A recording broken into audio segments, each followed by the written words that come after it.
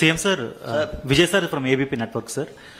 రెండు questions sir. ఒకటి పొలిటికల్గా మీ విజన్ ఇప్పుడు అలాగే ఉంది. 2014 ఆ టైంలో ఎలా ఉందో అమరావతికి సంబంధించి ఇప్పుడు అలాగే ఉంది. కాకపోతే ఆ టైంలో మీకు ఎదురుదెబ్బ తగిలింది ఎలక్షన్స్లో. అంటే మిగతా ప్రాంతాల్లో వదిలేయండి, ఎక్కడైతే మీరు డెవలప్ చేయాలనుకున్నారో ఇక్కడే మీకు పార్టీ ఎదురుదెబ్బ తగిలింది. కానీ 5 ఏళ్ళు గడిచేసరికి ఒక ట్రెమెండస్ విక్టరీ అయితే వాళ్ళు మీకు ఇచ్చారు. అంటే ఈ ట్రాన్సిషన్ని మీరు ఎలా చూస్తున్నారు?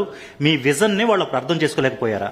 రెండో క్వశ్చన్, మళ్ళీ భవిష్యత్తులో ఎప్పుడన్నా ఏదన్నా సుదూరకాలం కావచ్చు, మరొక ముఖ్యమంత్రి ఎవరైనా వచ్చి నేను రాజధాని తీసుకెళ్లి కడపలో పెడతాను, శ్రీకాకుళంలో పెడతాను అనకుండా లీగల్గా అమరావతి ఏపీకి రాజధాని అన్నట్టు సిమెంట్ చేయడానికి లీగల్గా ఏదైనా అవకాశం ఉందా? రెండో పాయింట్ ఎగ్జామిన్ చేయాలి. ఎవ్వరు కూడా మరీ ఇలాంటి మెంటల్ ఫెలోస్ వస్తే తప్ప ఇంతవరకు ఇండియా చరిత్రలో రాజధాని మారుస్తా అన్నాడు ఎవడు లేడు. స్వతంత్రం వచ్చిన తర్వాత ఎవరన్నా ఉన్నారా? నాకు తెలియదు, మీరు చెప్పాలి. నేను కూడా 45 ఏళ్ళు రాజకీయాల్లో ఉన్నా, at the helm of affairs లో ఉన్నా. నేను ఎవరిని చూడలా. First time I'm seeing a different politician. మీరందరూ అర్థం చేసుకోవాలి. ఎవడు రాలా. అలాంటి తిక్క వాళ్ళ దగ్గర, పిచ్చోళ్ళ దగ్గర కూడా రాష్ట్రాన్ని కాపాడడానికి ఏం చేయాలో ఆలోచించాలి ఇప్పుడు. Not only for Andhra Pradesh, it is a case study for the country. దేశానికి కూడా ఒక కేస్ స్టడీ ఇది ఇప్పుడు. రెండోది, ఓసారి బాధేస్తుంది. నా ఇంటెన్షన్స్ ఆర్ గుడ్. ఓసారి నా ఇంటెన్షన్స్ ప్రజలు అర్థం చేసుకునేట్టుగా నేను చెప్పలేకపోవడం కూడా నా తప్పు కావచ్చు. లేకపోతే వాళ్ళు కూడా ఓసారి ఎమోషనల్ గా డిస్టర్బ్ కావచ్చు. అల్టిమేట్ గా రిజల్ట్ ఇస్ సేమ్.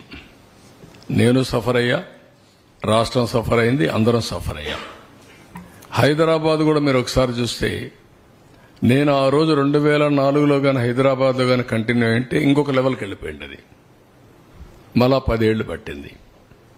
ఈ రాష్ట్రం కూడా 5 ఏళ్లు కానీ కంటిన్యూ అయింటే కంటిన్యూటీ ఆల్వేస్ క్విక్ రిటర్న్స్ వస్తాయి, ఫాస్ట్ గ్రోత్ వస్తుంది, బెటర్ ఎకానమీ ఎస్టాబ్లిష్ అవుతుంది.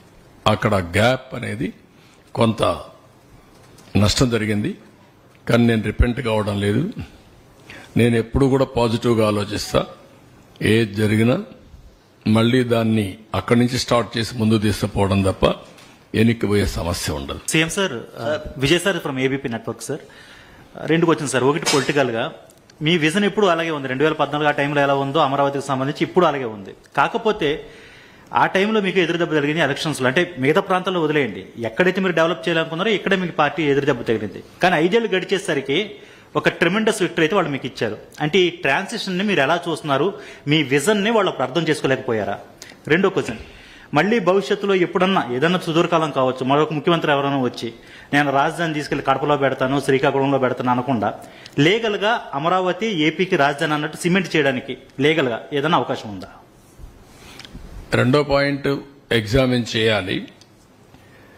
ఎవ్వరు కూడా మరీ ఇలాంటి మెంటల్ ఫెలోస్ వస్తే తప్ప ఇంతవరకు ఇండియా చరిత్రలో రాజధాని మారుస్తా అన్నాడు ఎవడు లేడు. స్వతంత్రం వచ్చిన తర్వాత ఎవరన్నా ఉన్నారా? నాకు తెలియదు, మీరు చెప్పాలి. నేను కూడా 45 ఏళ్ళు రాజకీయాల్లో ఉన్నా, at the helm of affairs లో ఉన్నా. నేను ఎవరిని చూడలా. First time I'm seeing a different politician. మీరందరూ అర్థం చేసుకోవాలి. ఎవడు రాలా. అలాంటి తిక్క వాళ్ళ దగ్గర, పిచ్చోళ్ళ దగ్గర కూడా రాష్ట్రాన్ని కాపాడడానికి ఏం చేయాలో ఆలోచించాలి ఇప్పుడు. Not only for Andhra Pradesh, it is a case study for the country. దేశానికి కూడా ఒక కేస్ స్టడీ ఇది ఇప్పుడు. రెండోది, ఓసారి బాధేస్తుంది. నా ఇంటెన్షన్స్ ఆర్ గుడ్. ఓసారి నా ఇంటెన్షన్స్ ప్రజలు అర్థం చేసుకునేట్టుగా నేను చెప్పలేకపోవడం కూడా నా తప్పు కావచ్చు. లేకపోతే వాళ్ళు కూడా ఓసారి ఎమోషనల్ గా డిస్టర్బ్ కావచ్చు. అల్టిమేట్ గా రిజల్ట్ ఇస్ సేమ్. నేను సఫర్ అయ్యా, రాష్ట్రం సఫర్ అయింది, అందరం సఫర్ అయ్యాం. హైదరాబాద్ కూడా మీరు ఒకసారి చూస్తే, నేను ఆ రోజు 2004లో కానీ హైదరాబాద్లో కానీ కంటిన్యూ అయింటే ఇంకొక లెవెల్కి వెళ్ళిపోయింది. అది మళ్ళా 10 ఏళ్లు పట్టింది.